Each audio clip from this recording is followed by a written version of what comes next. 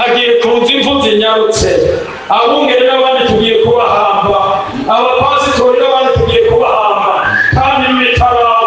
Ariko reka nababwire, muri iki gihe muraje kubiharura, muzagomba mubiharure, muhereye ku minsi iza, muje guhera mu kw'icenda k'uyu mwaka.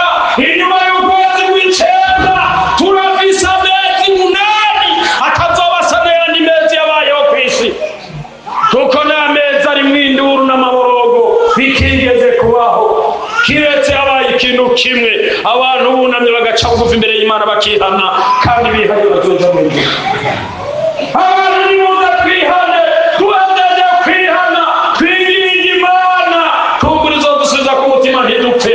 Ariko mpejeje gusoma ijambo rivuga ngo naho Samweli na Eliya bohagarara, ntibashobora kubuza umugambi w'Imana. Haraje imvu zinyaruka, kubungera amashengero zinjireyo, no mu batware igihugu zinjireyo, no mu ishengero zinjireyo, mu bapasitori zinjireyo, mu bavugabutumwa zinjireyo. Kandi nungaha nagenda gutangariza itangazo, harimo abageni bagira baje mu ijuru, nuko nabonye mpweranyereka ngo harimo abaja kwihana, hanyuma baguruke barengera ikirere bagerera iwabo wabakoye, ni kwa Kristo Yesu. Ariko amagorwa n'abantu bari mu ishengero ry'Imana base kwihana ibyaha, kandi baragendeye muri zo. Visi y'inkuru ndiko natangariza umuntu wese ari ngaha, muntu uri kuranyumviriza, hari icyo Imana igomba, kandi hari icyo Imana igiye gukora mu isi. Abanyamahanga ubuvugishwa bwavuzwe uhereye mu 1935 bukavuga kuri iki gihugu, igihe kirageze tugira kwinjira mu bwami Imana yishiriyeho, kandi abantu bari baziga ko bazimikwa bazobibura, n'abari bishimiye ubutware bwabo bubure, kuko Kristo Yesu agira yima ingoma. Yesu nashimwe. Hari ingoma yimye, hari ingoma y'Imana igira yime, hari igihugu cy'Imana kigira kibeho, hari imbere y'uko kibaho, hari itangazo rimwe, ibyo abantu bari bizigiye, ubwami bari bishimiye bugiye gutabuka. Imana irafise umunsi mukuru, hariho ubukwe, hariho ubukwe.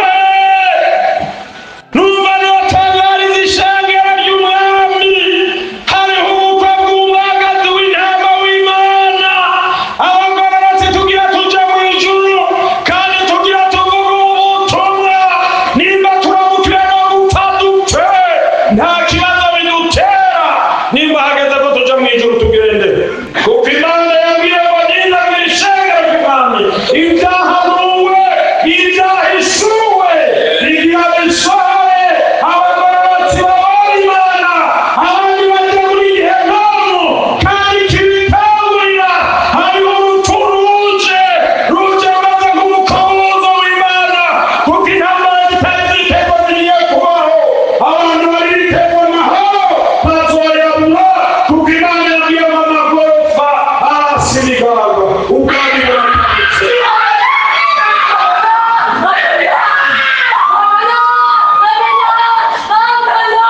Mana yabwiye ngo nindabatangariza iyi nkuru, umviriza neza shengero ry'umwami, uvyemera utavyemera, ivyari vyiteze nk'ubwami birasabutse. Mwami Yesu, turaguhimbiye ko wemeye kuza kutucura. Arakoze, arakoze, arakoze, arakoze, arakoze cyane. Hagihe tugisigaye, twihutire kwiyeza. Ntagihe tugisigaranye, twihutire kwiyeza. Oya ntagihe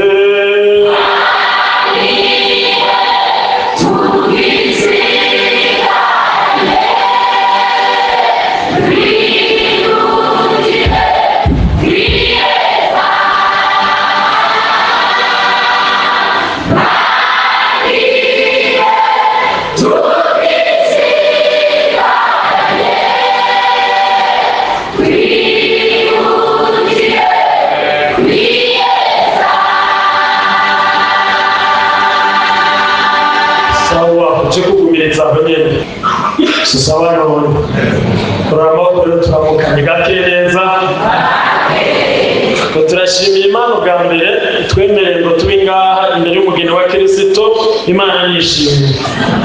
Hari abatari banzi none iravuga turi abatari banzi benshi nagira ngo tuwe nta hantu noza ngo bironka abatamenya twakoresha imyanya. None rero dusubiye kugira ubwo buntu bwo guhagarara ngaha umukozi w'Imana umubyeyi wacu Imana imukuneza igihe mwarakoze kandi n'inama y'abavugabutumwa turayishimiye ko yarabyemeye.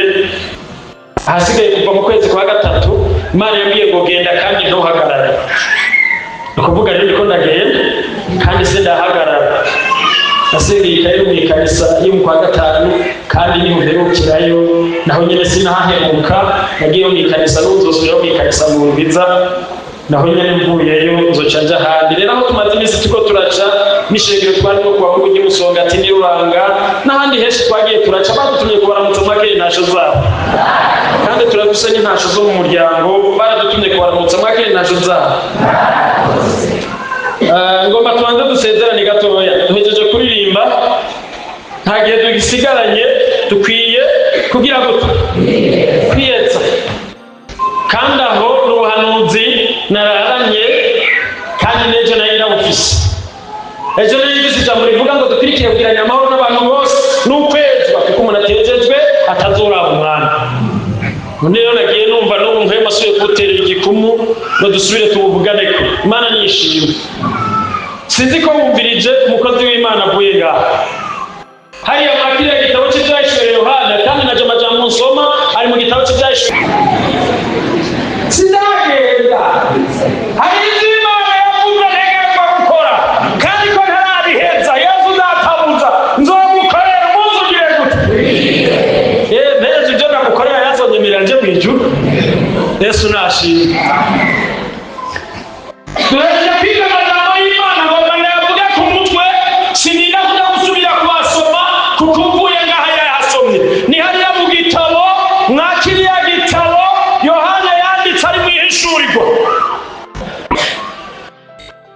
yavuze ngo ariko ibijoro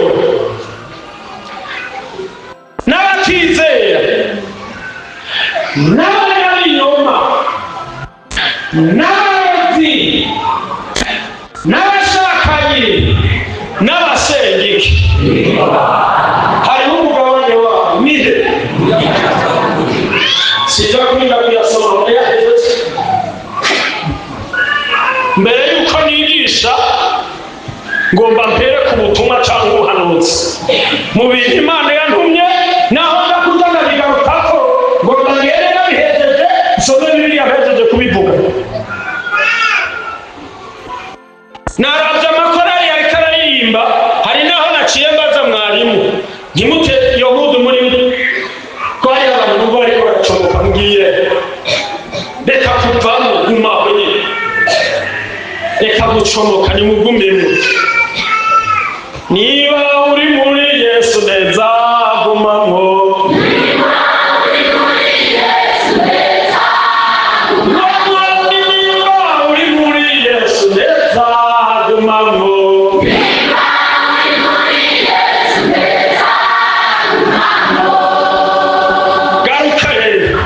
Reka kucomoka mugende nimugumenya kuko numvise mpema ikaravamo ngo muracobotse muragiye reka kugenda guma kugira ngo tubane n'izina ryawe.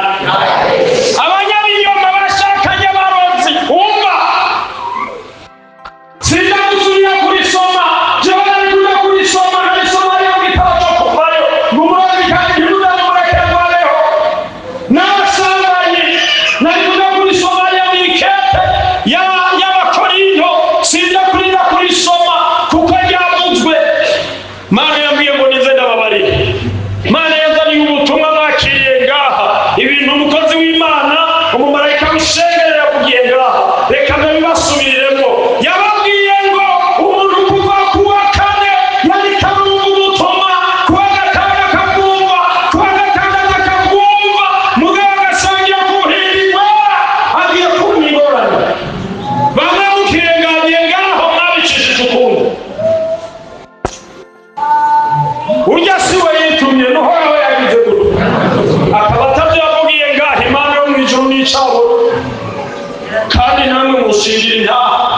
uje kuvuga ko atabivuga. Mana y'uvuga utuma yararungitswe ngaha aho baruka ngaha mw'ikanisa mwabiri kanisa ngaha nanjye niyuranga ubuhanuzi yarabuvuze n'uje kutubarira nje kukubwira abakozi b'Imana abadiyakoni ntaje byagutaturana n'abadiyakoni kazigira gutyo Yesu abahezagire ibi bintu dukora ntikera by'Imana reka nababwire cyo umunsi bampamagara bagara dushyire mu madiyakoni narajugunye n'ishengero rero nakajugunye naragize ubwoba kandi birenze urugero kuko narabyibutse nibuka ibyo Imana yambariye kuri ibi numva ubwoba burya hari ibyo gutanga muzamura ingene muri komari habaye kuko niba uri kurakora ku byera by'Imana kandi warahumanye ugacure kugapfa gukoreraho ukapfa gusakira Mana yagiye mu gihe kirageze iraje kubakuramo tuzopanga mu kivange cy'abanyamahanga harageze ko abasambanyi batubwira mu gikorwa none ko musambana mugaca mwihorera mwabaje namanisa muraho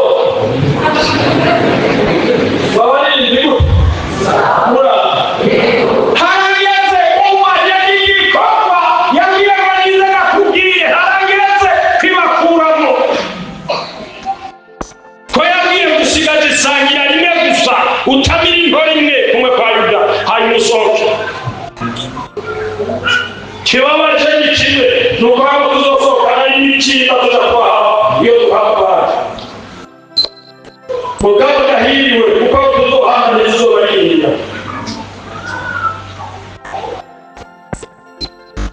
agiye tugisigaye twihutire kwiyeza ntagiye tugisigaranye twihutire kwiyeza oya ntagiye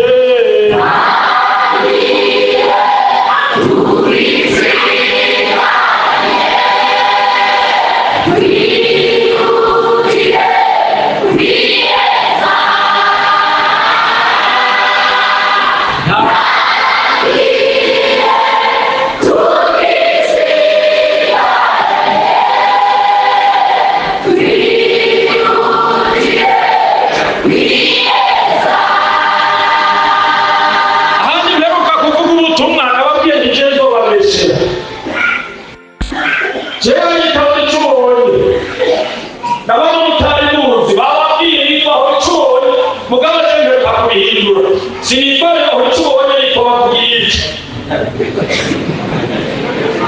kubyo kwema zagiye sinabihora kupimana ibyo yabwiye nanka kubivuga yaciye ntabagura niba uri pastori ba pastori mugabo uhagaze mukuri niba uri mwarimu ba mwarimu reka kuba mwarimu w'amanyanga oya ubere kuba mwarimu w'amanyanga niba uri umudiyakoni n'umudiyakoni mugabo pana kumudiyakoni w'amanyanga oya niba uri umujenama abandi kurana bakweza ntijaho niba tujya ko umujenama ndahitunda reka nese umujenama w'ijuru none upfa kuba umujenama gusa umunyamanyanga uzoja n'igihugu kuva kuyo ufite kwasa beza ni pamoja niho muri ndamukije uwo mwicaranye mubwire ati muri ko murano mubwire tubihane neza kugira ngo uzoje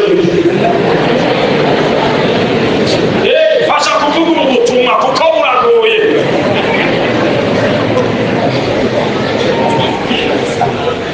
Yesu nashimwe reka ukwiye kwihana neza ukazoza hejuru hari eva ishengero rya Pantekote niko ritoza ukuntu hari abantu bashika bagahera neza bitari hejuru hari amajya amashinga iyo nja kuba ishengero urutonde rw'ishengero rumeze sinzi nari guca ndababwira nikura abari mahe subizanye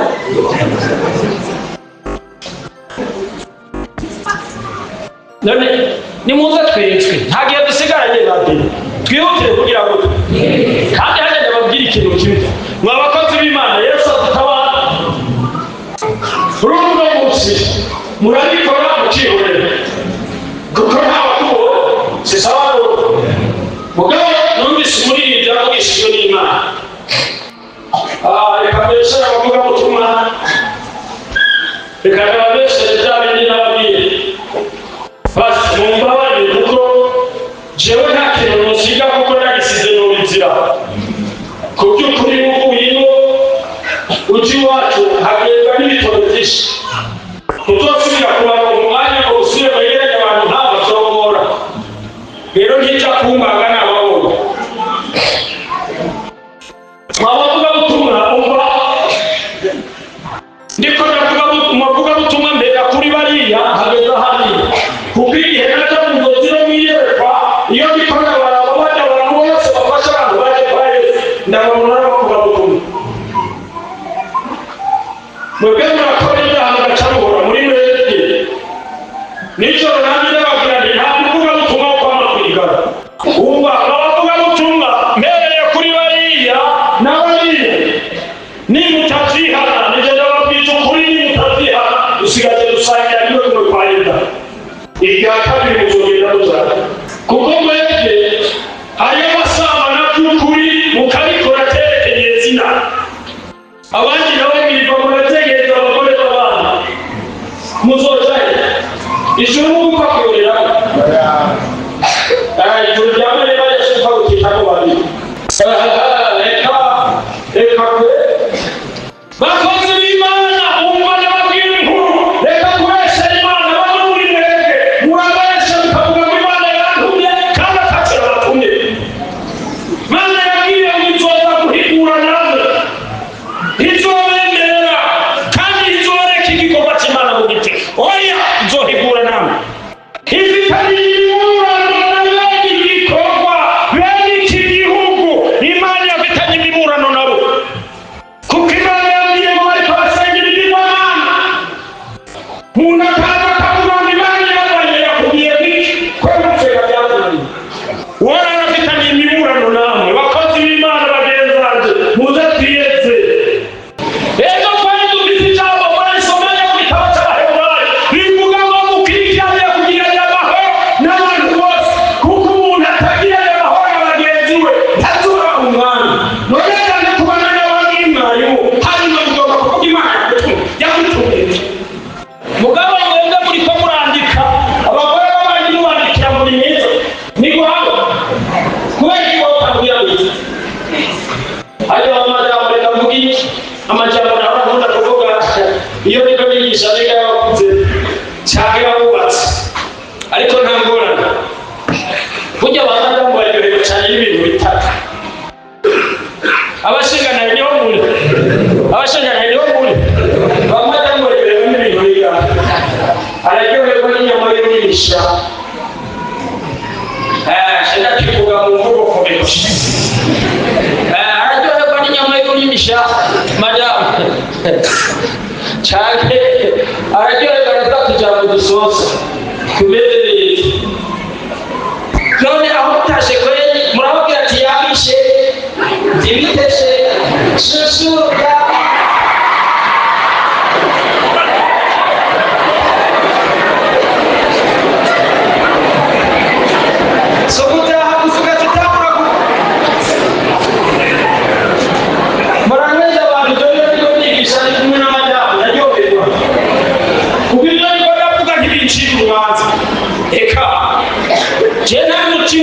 twicaranye nta ngorane naho bagomba akaduha agatebe ukamenya turi kuri mariyaje no kakajya baye mwarimu nanjye twe n'amajyamo nta kibazo none rero wowe uri kurafata abagore n'abandi ukabangira ngo ushinwa sha muzohura hanyuma naho gaciza ngaha ngo batanuriye ugacukora tubwire kugira ngo amahoro n'abantu bambaye n'ukwezwa unategetswe ntazoza kubagira umuntu ukabuta asambana ivyo bahuriko ukabivuga kubagira umuntu ukabuta utarashika ku ntumbero nawe undi wabwira ngo abantu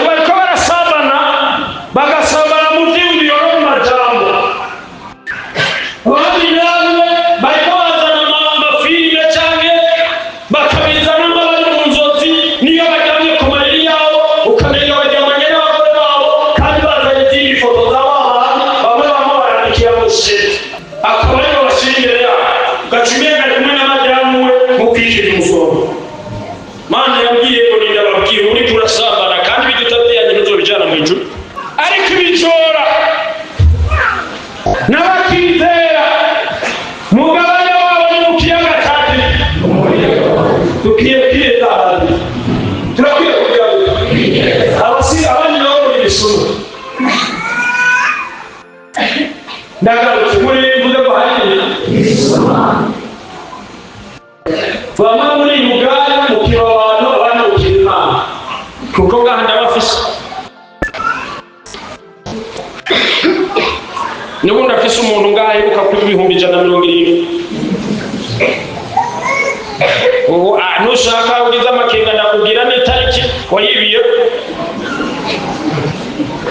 ne kw'Imana yabimpaye none ndabigire gukenyene naje kukubwira ngo wihane je nta kindi cyanzanye so kubatera ubwo mugabo n'utihana hariya mu gitabo cy'Imana cy'imigani handitsemo hari igihano gihambaye ku muntu akizira kandi uwanka guhanwa azopfa. none nije ndabyanditse sinasanze bibiliya yanditse sinagutse Abera sinagutse Batayeragiye sinagutse Mose yaragiye none niyo sinzabigutse kandi byavuze ko biracakora. ubundi nawe namubwira ubutumwa hama mpejeje kumubwira ubutumwa acambira ngo Imana ijyane aho dore mu gitabo cya kera niko kibaza none kiga gitabo cy'ibyakozwe n'intumwa cyanditswe mu Isezerano Rishasha cyangwa n'igihugu mbega n'ishasha kwari ishasha rero turahiriye Ananiya na Safira bari mu Isezerano rya kera.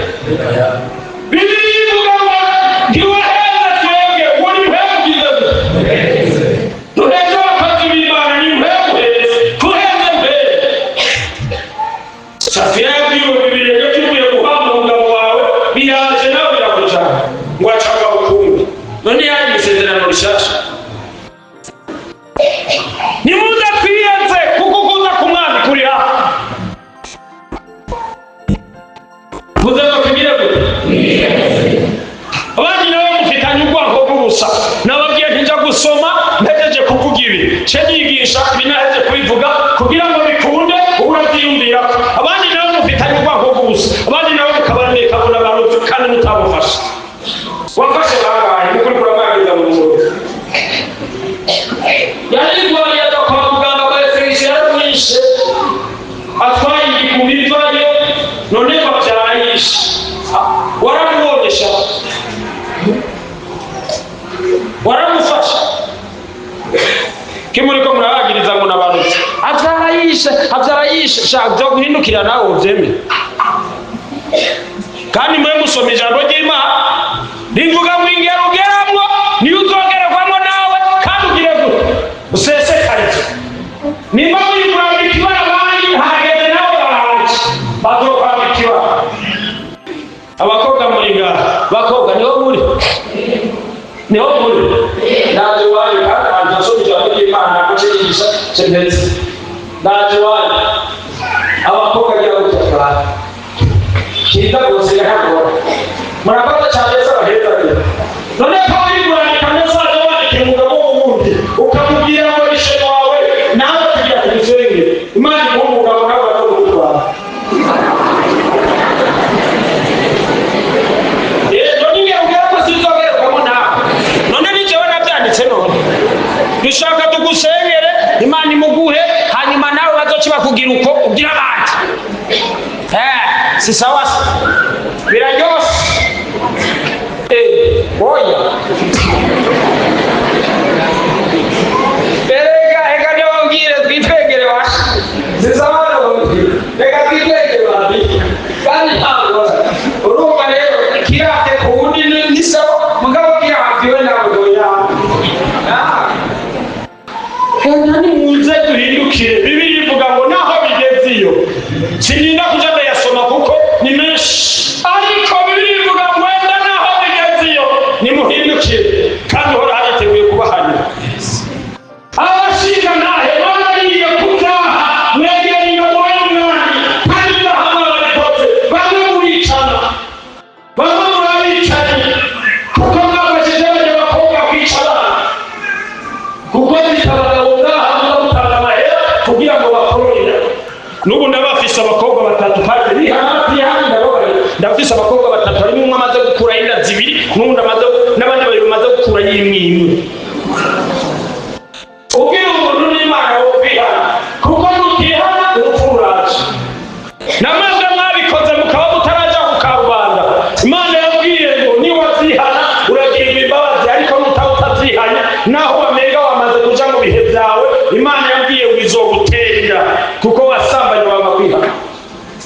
Imana igiye kubirema n'ibitambo. Wamenga igihe kiraheze, umaze amezi abiri uvuye mu bihe, kandi wamenga ntayo batwaye, mugabo Imana yarabikoze. Ivise ikintu irindiriye ko bihana. Ko ntiwari bwavyumve ko ariko bimeze. Irakurindiriye kandi niwajya kwihana ntizokwambika ibara, ariko nutavyihana ibishira ku mugaragaro, amahanga yose azobibona. Mana yambwiye ngo nize ndabibabwire nimwihane, kandi umuntu yihanye agirirwa imbabazi. Ariko nutihana, bashinga ntawamenga ntimumenyekana, ariko ngiye kumenyekana. Bashinga niyo muntu mura ngaho turuguru yagasho, kuko bamubwira ngo uvugwe. Turuguru yagasho bamubwira ngo ugire gute, mvuga bamubwira ngo ugire gute, bavugwe. None ko muciye muyogora, hari uwo natumye kumfasha kwigisha, se ndababwira ngo mumfashe? Ni murabe numese, murabe buri tubonye byose nemba naho kuvuga akampa basuma ngaho inshuro zitangiye mu babiri. Abaririmbyi bahora baririmba neza. Nazingwa ibintu birijana, izigogota n'ibizijana. Nazingwa ibintu birijana, izigogota n'ibizijana. Itegereza kugira ico bihitanye, nitegereza kugira ico bihitanye.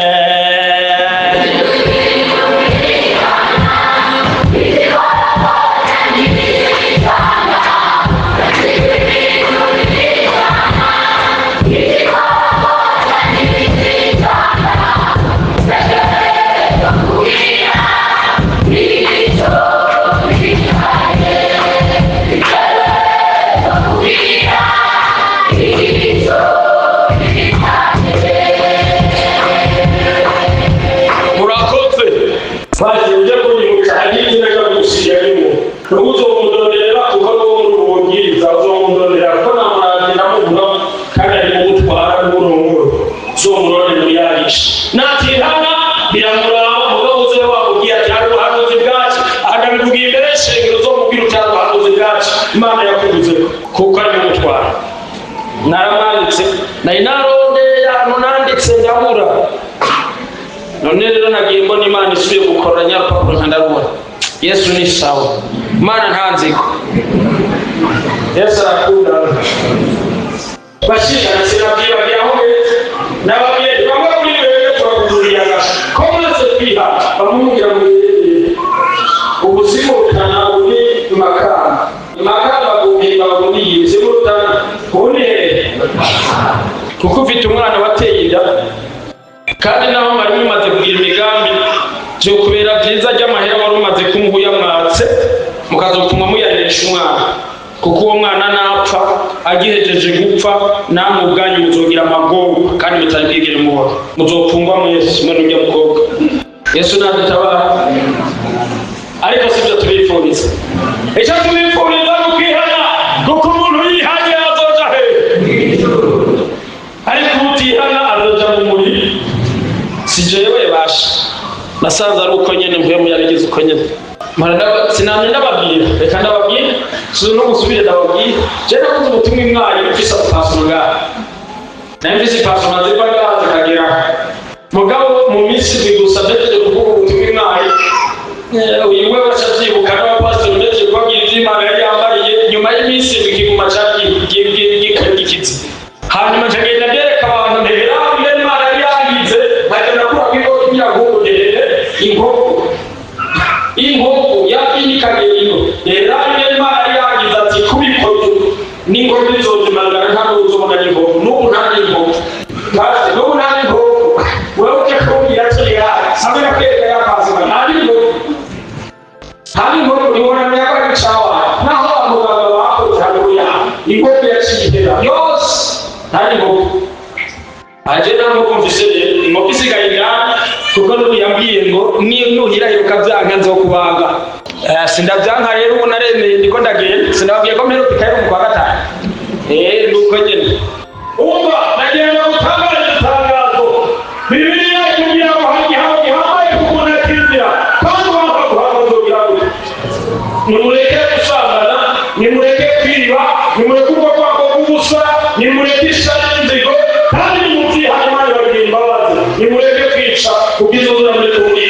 Imana yarazayibasha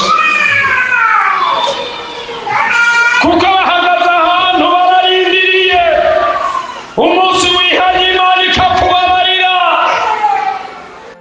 Aba bana baca bagenda muri paradizo bakarindiriraho, ariko kabase kwihana barakurindiriye n'ibyo wabicishije biri imbere yawe.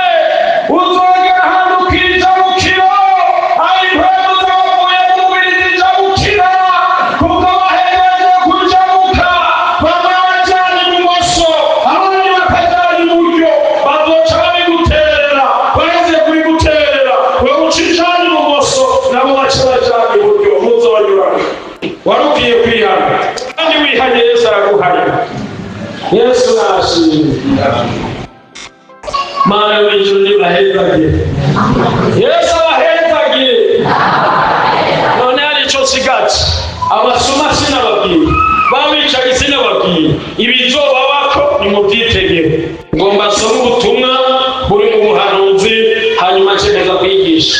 Zingura igitabo cy'ivyahishuriwe Yohana, dusome ijambo ry'Imana, mvuga ubutumwa, kuko Imana yambwiye ngo irafise umunsi mukuru. Imana irafise umunsi mukuru. Hariho ubukwe, hariho ubukwe. Numva notangariza ishengero ry'umwami, hariho ubukwe bw'umwagazi w'intama w'Imana. Abagororotsi tugira tuje mw'ijuru, kandi tugira tuvuge ubutumwa. Nimba turabukire no gupfa dupfe, nta kibazo bidutera. Nimba hageze ko tuja mw'ijuru tugende, kuko Imana yambwiye ngo nindagire ishengero ry'umwami ibyahanuwe, ibyahishuwe bigira bisohore. Abagororotsi babona Imana, abandi baja muri Gehinomu, kandi kibitangurira. Hariho urupfu ruje rumaze nk'umukobozo w'Imana, kuko intambara zitari ziteko zigiye kubaho. Abantu bari biteko amahoro bazoyabura, kuko Imana yabwiye ngo amagorofa arasirigagwa, ubwami burakabitse.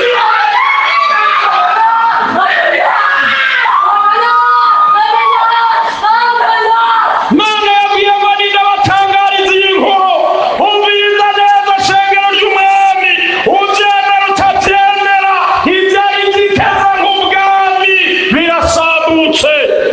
Hari ikintu kimwe wokwihutira, nuko wokwiza. Mwebwe muzombera icabona, mwebwe muzonsura, ko nta birugiye ngaho imutemba.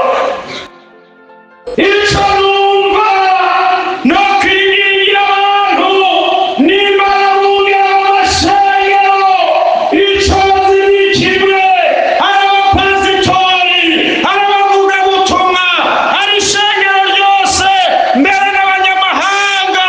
Imana yambwiye haraheze igihe, kuva mu mwaka uheze mu kwezi kw'icumi na rimwe, Imana yambwiye ngo nisubira nibutsa abantu, habaje impfu zihuta, abantu bazopfa, ari abakristo cyangwa abapagani. Nababwiye ngo amashengero n'uyu mwaka utarahera tugiye guhabwa abantu. Ico kubera cyiza, muntu w'Imana, kandi umuntu w'Imana, ukumviye inkuru nagira gutangarize, ubwami bari biteze bugiye gutabuka, kuko ibyo utamaze kwakira. Nuko yobwira, hari ubwoba ufise bwo gupfa? Umuntu afise ubwoba bwo gupfa, ndamubwire nti nagasaka. Jewe nta kibazo ufise. Nimba sindoshaka kwegera Imana, reka ngiye gucegera Imana, siko none murakoye banje, reka gucomoka basha. Nimunsi gumana nanje, reka nsome. Genda hariya mu gitabo cy'ivyahishuriwe Yohana 18, someho. Vyahishuriwe Yohana igice cya 18. Ahandi navuze ubutumwa ndiko ndababwira nti jewe sinize, singira amashuri. Baca bambwira ngo sinzoje ndabivuga, ngo birarika nabi kubiri. So gushingira intahe, abakiza barahamagarwa, n'abize bagahamagarwa, mu baganga bagahamagarwa, mu bashoferi bagahamagarwa, n'abasirikare bagahamagarwa. kimwe nuko munirukana Imana neza ari mupimo wo kugororoka ibisigaye Yesu azopimenya. Jewe sigira ishure nyine, jewe Imana yanyigishije gusoma no guhamagara kwigisha abantu. Yesu ni mwiza. Shaka dusome je ni wacika ariko irundi cyonyine uzongereza igifaransa mugabo nacyo ya gifaransa kugira ngo nibyo uko kumubira agashwaye n'ubuza ko tuzatarajana na pastor kugira ngo nagiye gucika. Je nagiye ahantu hamwe aho hakurya yacu gatoya, hanyuma rero Imana imbwira ngo genda. Ndagenda kandi nagiye nk'ufashwe mpiri, sinamye ndababwira ati ngera ugeramo n'inzogerwamo nawe. Jewe wari wagiye kunyica nagiye ndabaharura bamwe n'abandika n'amazina. Shaka uwanyuma yarapfuye kandi mugabo wewe Mana ishimwe ko yapfuye yihari aheruka gupfa kuwa 6 biheze. Baramwishe. Ega ntiyapfuye gupfa, baramwishe. Nawe yavuga ngo sindakwishe, Imana yari yamaze kugira ngo kubyandika kandi yari yihanye kwera kandi n'ibikorwa yaramaze iminsi abima. Yego yaramaze iminsi abima ibigira 10 akabirungika aca ndabisugumira iyo bitegerezwa kuja kandi yabicisha iwanje kuko namwigishije igice ndamwigishiriza igice kuri telefone hanyuma ndamurungika mu ishengero yari yabatijwe mu ishengero ry'Ubujumbura mugabo cyarana ati jewe nta gikorwa nzokorera.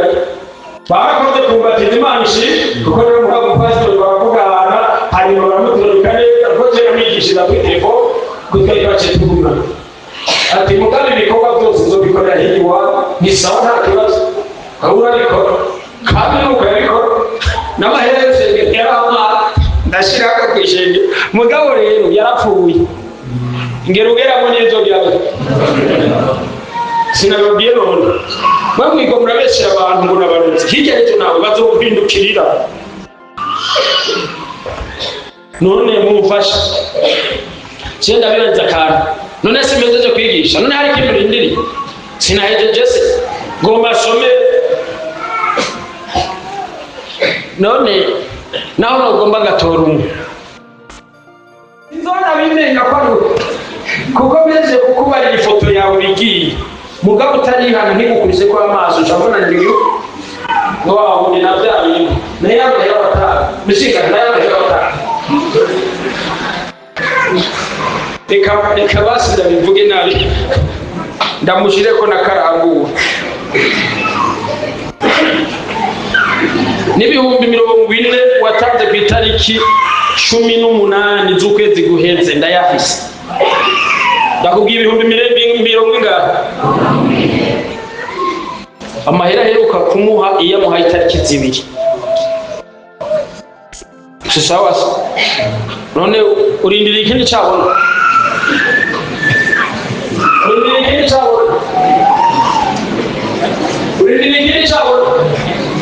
ikurungike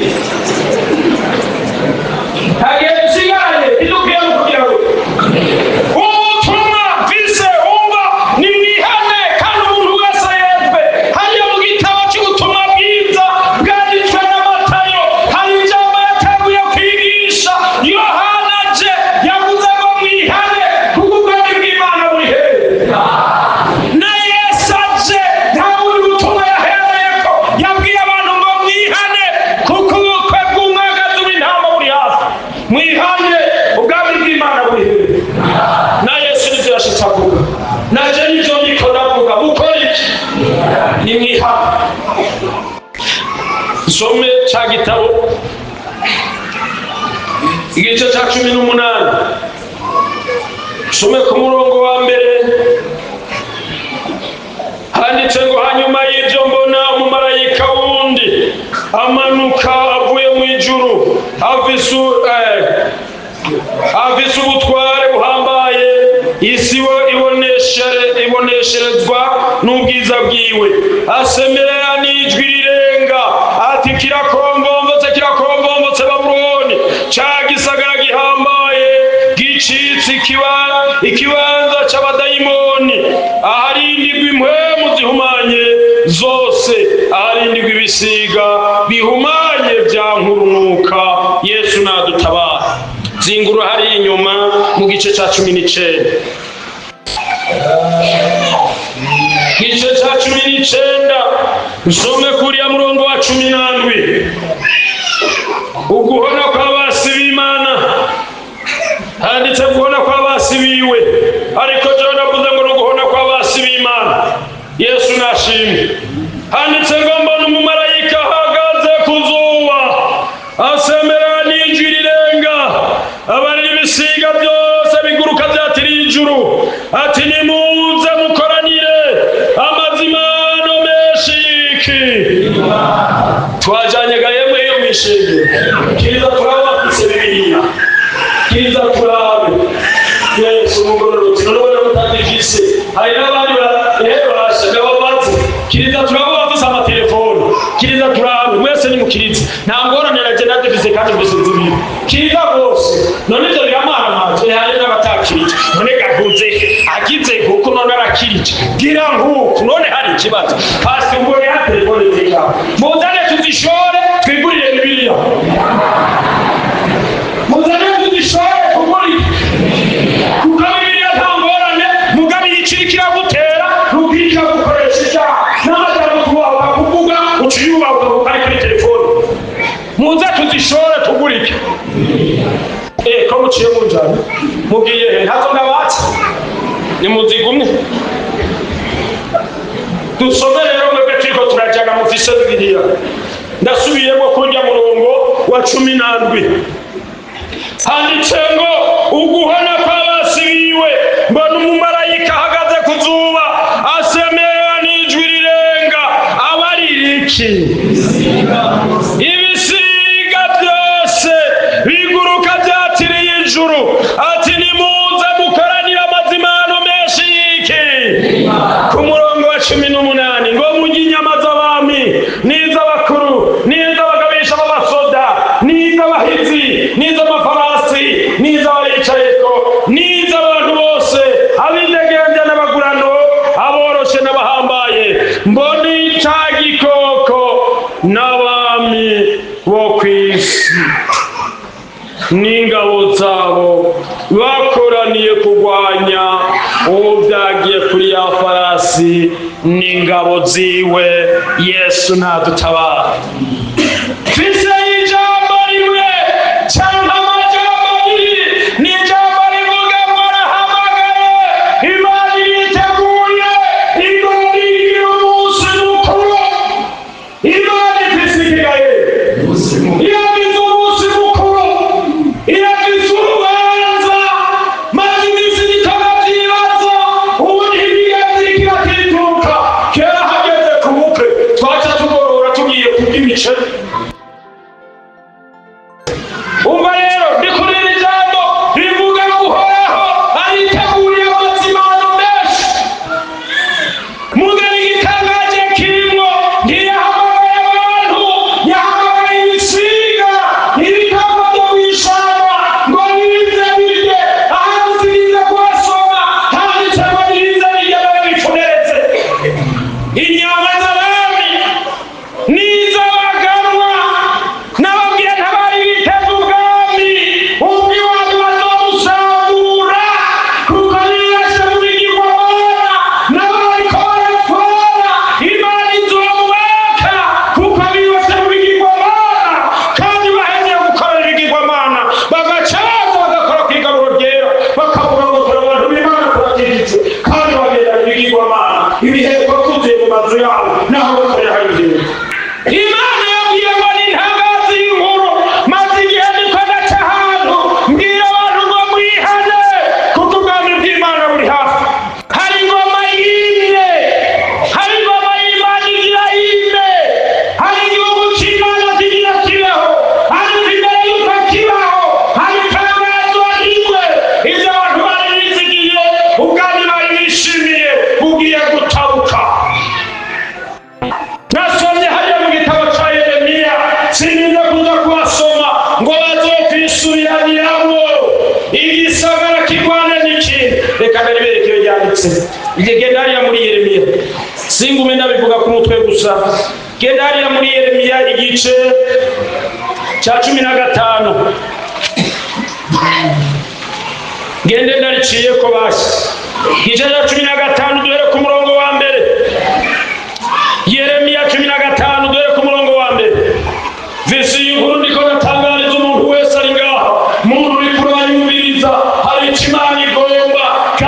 Imana igiye gukora mu isi. Abanyamahanga ubuvugishwa bwavuzwe uhereye mu 1935 bukavugwa kuri iki gihugu. Igihe kirageze tugira kwinjira mu bwami Imana yishiriyeho, kandi abantu bari baziga ko bazimikwa bazobibura, n'abari bishimiye ubutwari bwabo bubure, kuko Kristo Yesu agira yima ingoma. Yesu nashimwe. Agiye kwima ingoma, agiye kwima ingoma, agiye kwima ingoma, tubirikoma ngoma.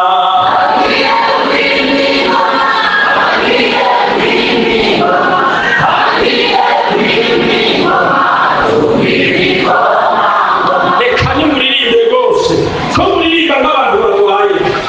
None mwese muri mu kiganiro mwabuze abantu se? Niba wabuze umuntu wihanganye, nigeze kubwira abantu umunsi umwe, nari nabuze umwana mu bakozi b'Imana siho bari, ngiye gusoma bisaba umwana wanjye, kandi narigishije umwana yagiye, kandi ntabwo barabivugana, kandi nta kumaramara byarimo. Iyo dushingira nta kuguruka kose, nta kumaramara birimo, bivuga ngo Yesu agiteze twese tuzosinzira, kandi indwara twagize tuzosinzira, ariko hariho umunsi tuzokanguka mu mwanya wo gukubita urugohe duhinduke. Yesu nashimwe. Hagiye kwima ingoma, hagiye kwima ingoma, hagiye kwima ingoma, tubibikoma ngoma.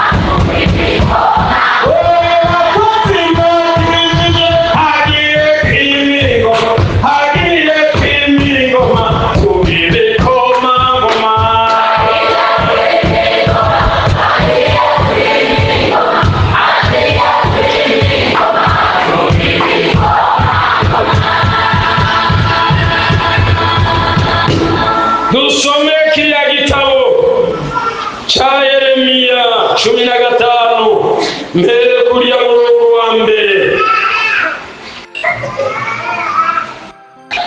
Handitse ngo maze Uhoraho arambarira ati, naho Mose na Samweli wohagarara imbere yanje, umutima wanje ntiwohangaza ubu bwoko. Bahinde bave mu nyonga zanje bagende, maze nibakubaza bati tuje hehe, ubabarire utuku niko Uhoraho agize. Batabagerewe gufatwa mpiri baje gufatwa mpiri, abagerewe inkota baje ku nkota, abagerewe kigoyi baje muri kigoyi, abagerewe gufatwa mpiri bafatwe mpiri. Kandi ndabagereye ibyago bine, niko Uhoraho agize: inkota yo kwica, n'imbwa zo gutabagura, n'ibisiga byo mu kirere, n'ibikoko byo mu isi byo gutsonsomera no gutikiza. Kandi nzobagira akabarore mu bihugu by'abami bose bo mu isi, kubwa Manase mwene Hezekiya umwami w'Ubuyuda, kubw'ibyo yakoreye i Yerusalemu. N'aya majambo y'Imana. Mana yambwiye ngo ninze ndakubwire, bantu b'Imana, nimuze twitature n'Imana. Imana yarageze ko hari ibyago bine, kandi muri ibyo byago bine iyo tubivuga ntidutinya. Nimba hageze no gupfa dupfe, mugabo icyo nagomba nakubwira ni kimwe: waba ukwiye kwihana, kuko imbere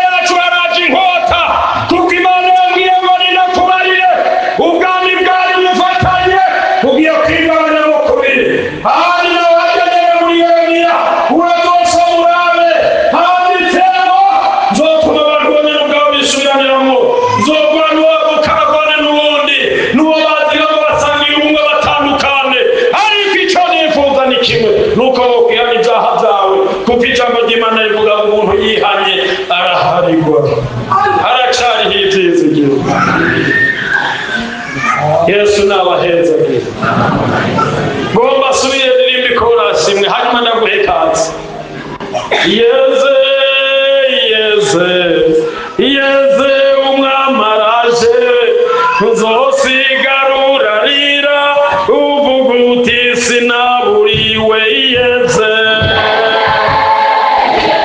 yeze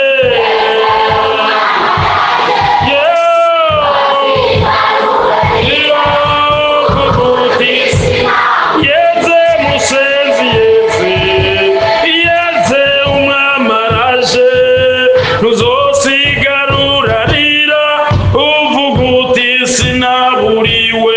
Yeze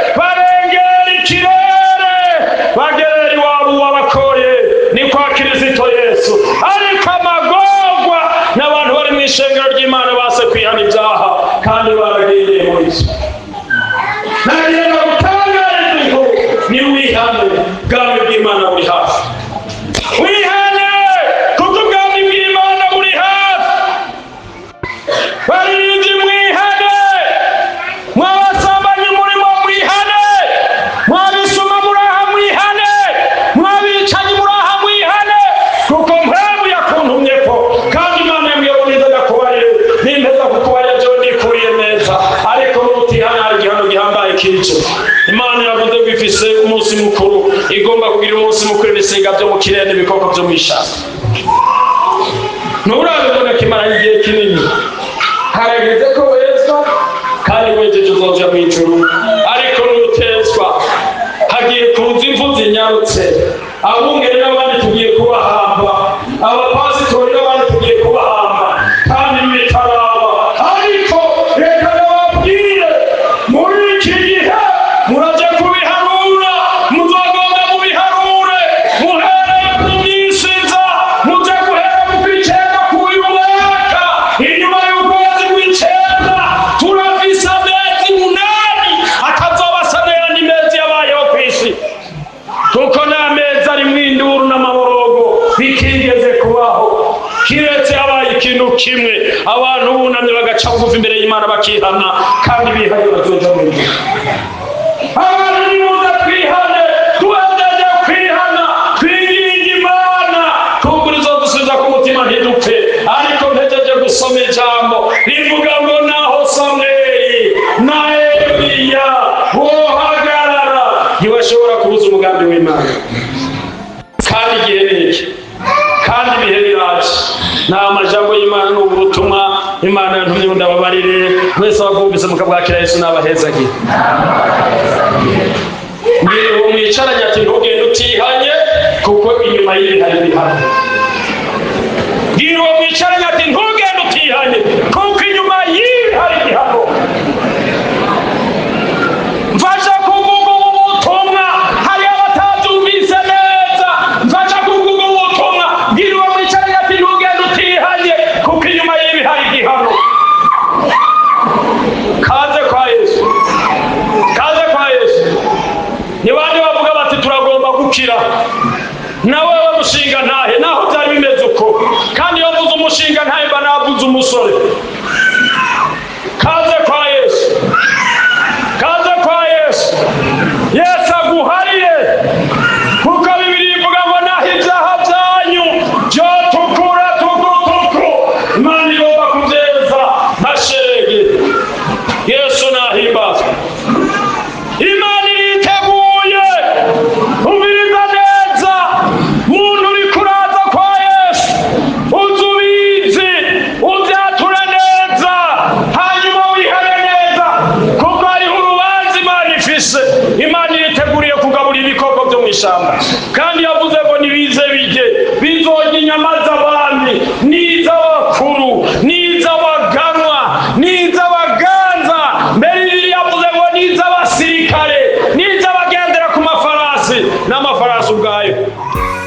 icyo mubaza nshobora kwakura kuri izi nimero zikurikira: 6 4 ubusa 9 ubusa 3 6 5. Ku bari hanze y'igihugu tambutsa akamenyetso ko guteranya 2 5 7. Yesu abaheza. Ijwi ry'usemerera.